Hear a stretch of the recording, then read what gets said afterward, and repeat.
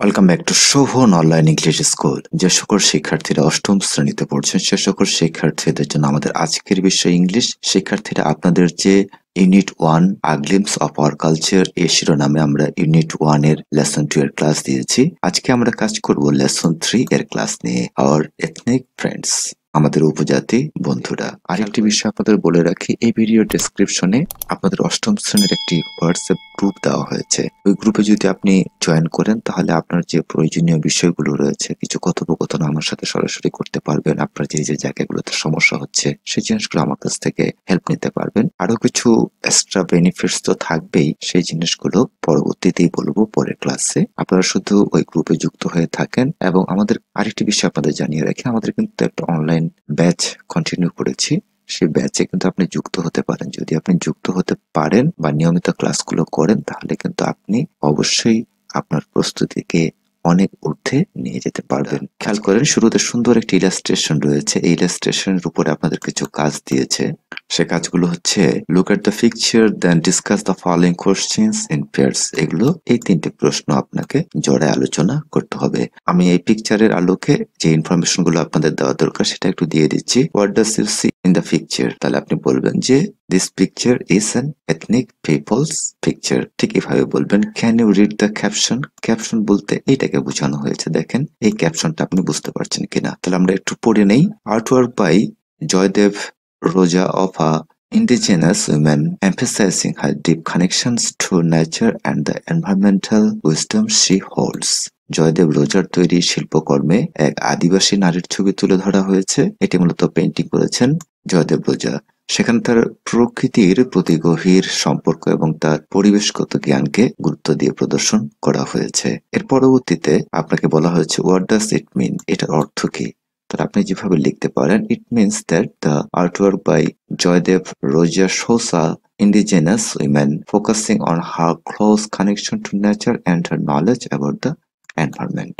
Just এভাবে বলবেন যে এটার মাধ্যমে জয়দেব রোজার তৈরি শিল্পকর্মে এক আদিবাসী নারীকে প্রদর্শন করা হয়েছে, যা তার প্রকৃতির সাথে গভীর সম্পর্ক এবং পরিবেশ সম্পর্কে তার জ্ঞানকে গুরুত্ব দিয়ে তুলে ধরা হয়েছে। জাস্ট এতটুকু যে ইনফরমেশনটা আপনাদের এই জায়গাটাতে ছিল, ক্যাপশনেই ছিল, এই ক্যাপশনের অংশটা ব্যবহার করলেই হয়ে যাবে। এরপরে চলেন শিক্ষার্থীরা আমরা দেখে নেই আপনাদের যে পরবর্তী কাজটি রয়েছে। সেটি হচ্ছে একটি বড় টেক্সট রয়েছে। আমরা এখানে আপনাদের টেক্সট যেটা রয়েছে এটা সুন্দর করে বাংলা সহ বুঝিয়ে দেব। পরবর্তীতে আপনাদের ট্রু ফলস রয়েছে, সেই কাজগুলো আমরা আজকে করব।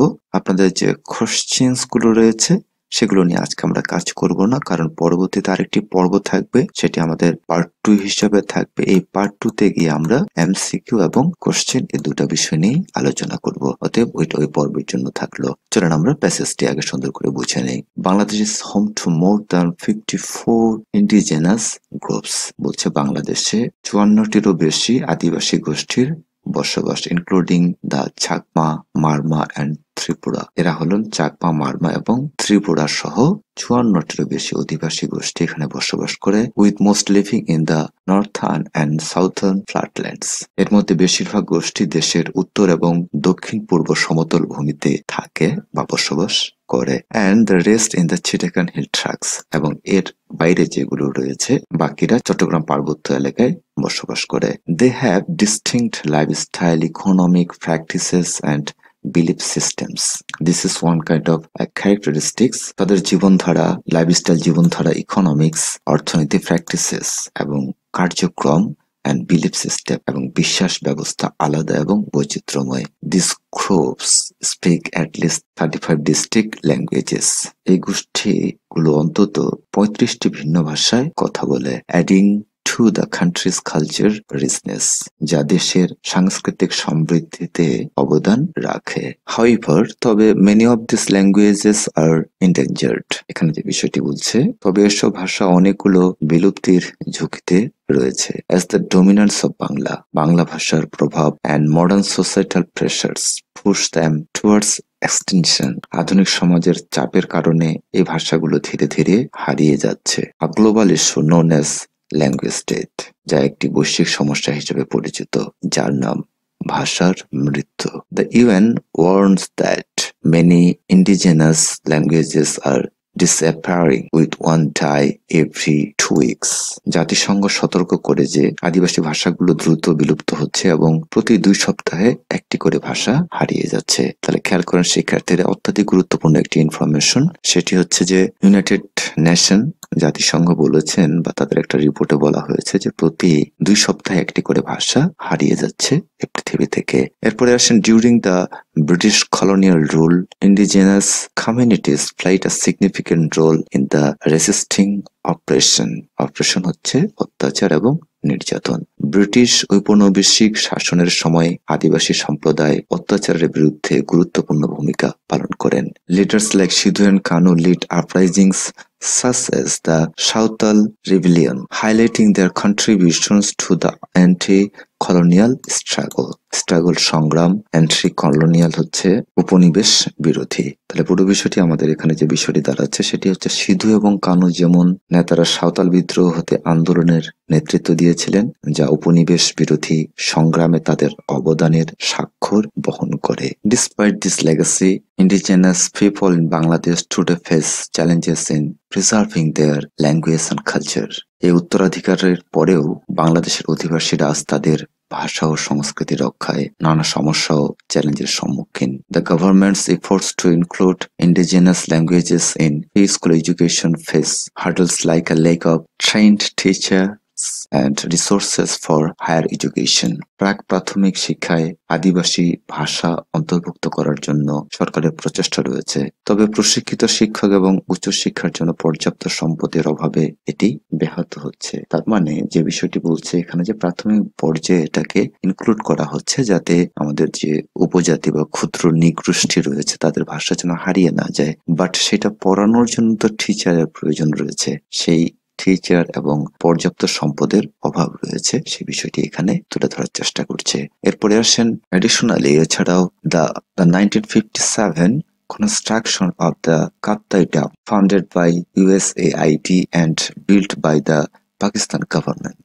এছাড়া 1957 সালে পাকিস্তান সরকারের তত্ত্বাবধানে USAID এর অর্থায়নে নির্মিত কাপ্তাই বাঁধ পার্বত্য এলাকার হাজার হাজার মানুষকে বাস্তুচ্যুত করে। এটি মূলত পাকিস্তান সরকারের তত্ত্বাবধানে কাপ্তাইয়ের এই বাঁধটি করা হয়েছিল।